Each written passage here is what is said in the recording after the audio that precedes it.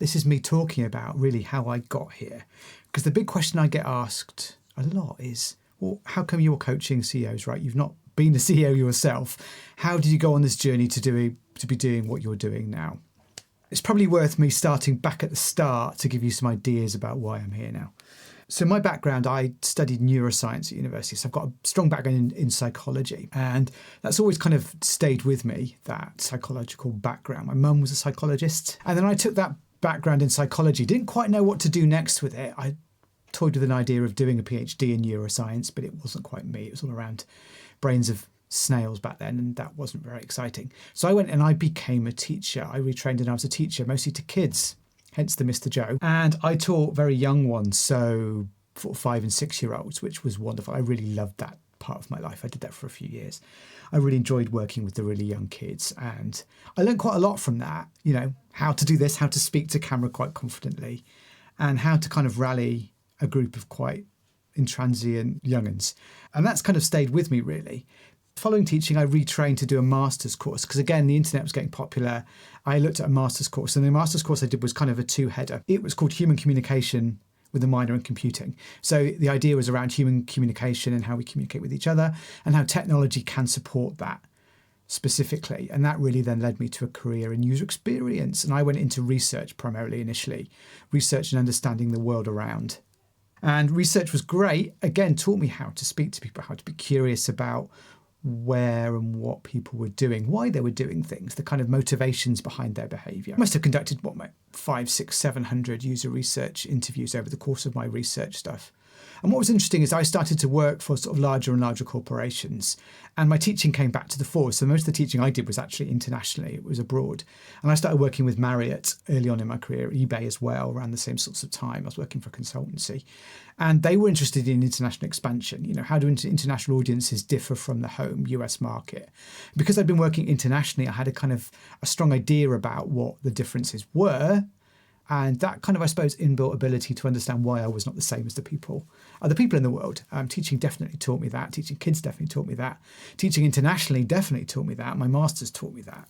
And again, it led to more of that curiosity around people, why people are doing the things that they are, which has definitely been a big part of my background, has been that curiosity. Moving through my time in user experience, I quickly moved from pure research into some early stage designs, being able to communicate what I was learning in research into design. I was never the world's greatest designer, but back then in sort of 2009, 2010, I was better than many web designers in terms of designing for humans because I kind of knew what they needed. Much more than perhaps many of the designers about that time who kind of come from print. So I worked in that first wave of internet sites where basically you could hit most websites with a stick and they'd be better than they were before. And so any really basic user research really helped inform what the changes were. I moved on from that user research element really into strategy and strategic direction for both apps and websites, and kind of mostly direct-to-consumer approaches for lots of large brands. So I work with Marriott, who I mentioned. I work with eBay as well. Various other people in the UK, like Trainline, which is the UK train ticketing site. I led the redesign of that. Money Supermarket, which is like basically a supermarket for money products. And again, a lot of consumer-faced stuff. So really bringing technology to the regular people kind of in the sort of mid-noughties to late noughties. And that led, into the strategy around that, because a lot of those businesses were growing at that point. And what was interesting is a lot of people that I met around that time were the kind of sometimes former heads of marketing, but heads of digital. And they really rode the wave of this digital success where technology became mainstream in many, many businesses. And where before you looked at like Marriott or Trainline or many others, really the reality was that the internet was their business. They were a technology business. Maybe sure they had products in the background that they were selling, but then their primary route to market was through technology.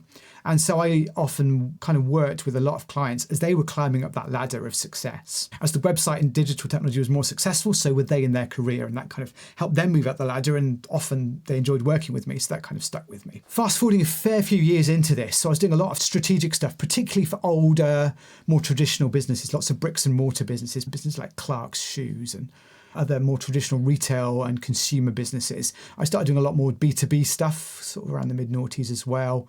A large-scale redesign of Marriott in 2014, billions of dollars worth of money going through that site. So it was quite a big element of strategic design, and responsibility was kind of on my shoulders as what felt back then is there wasn't really much in the way of product people who were really doing that in many organizations. That led to the transition of me working more and more with product people. As soon as they were brought in, I was often there to support that transition for them, to kind of give them the insights into looking at the wider picture of what they were doing. That led me to supporting product people a lot more, because again, I was working with traditionally maybe who were head of digital or head of technology. We're moving into what was called then product. I made that transition, started working with a lot more product folks and product organizations like Mind the Product and other people like that. And again, still in that more strategic space. I was never somebody who could work on making a product more efficient or day-to-day running of something like that. Never really interested me. I talk about two types of people who lay the tracks and people who run the trains. I was never a kind of run the trains person. And the people I was working with were always laying the tracks style people anyway. They're always looking for that next big thing, which pushed them and their career forward, which again meant that I often came with them and had to upskill as they were upskilling. And I was often maybe a step ahead of them in that. And so that really led me in around 2018, 2019 to being kind of working directly with chief product officers and CPOs primarily, pretty much all the way across the board. I was working with big folks at larger international companies, but also many more folks in terms of startups and high growth organizations. So I was cutting my teeth in terms of understanding how founders operate.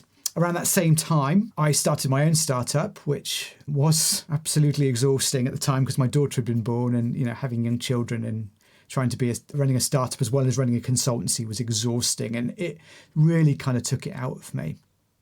We were raising a bunch of money, and around 2019, I was exhausted. We were on the cusp of raising quite a significant amount of investment, and it was a bit much for me. And I backed away from it at that point, realizing, and ultimately my wife, who's a very smart woman, was like, you're not happy. This isn't working for you.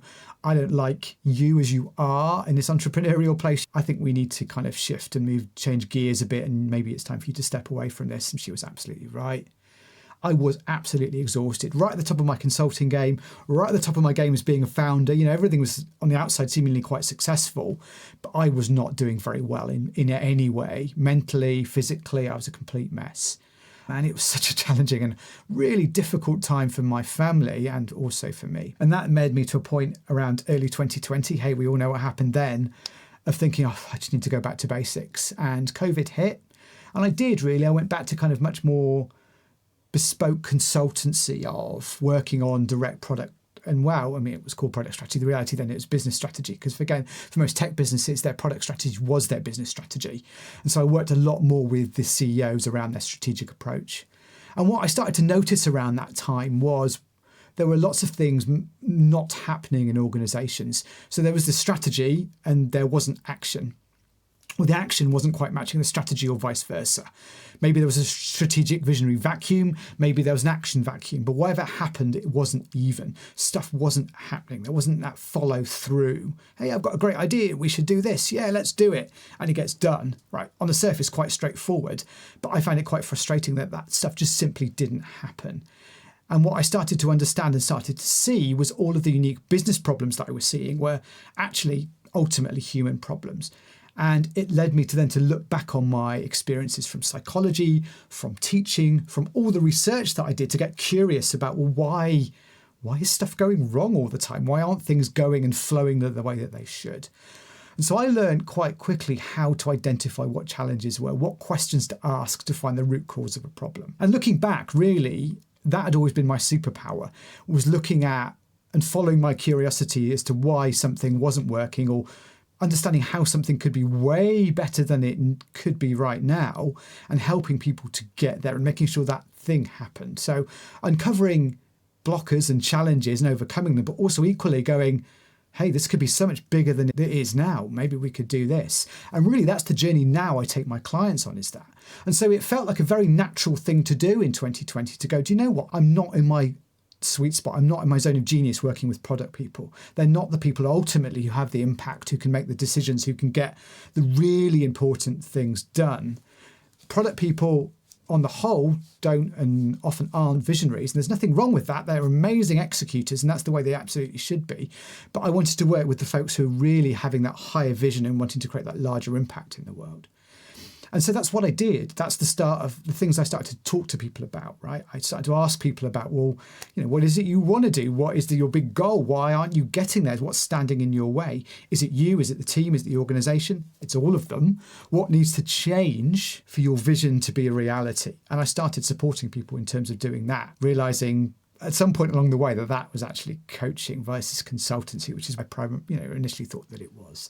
So I made that transition in sort of late 2020 to sort of start labeling myself as a coach and specifically just working with CEOs. And at that point, I also stopped and cut off all of my product work because honestly, to be in a room with a CEO, certainly the CEO of an organization with 5,000 plus employees, somebody who's managing a board of very, very, very intense investors, to managing a C-suite of very switched on executing focused leaders, and they couldn't see me as somebody who was an expert in execution. That wasn't the way that I was. And working product labeled me as that.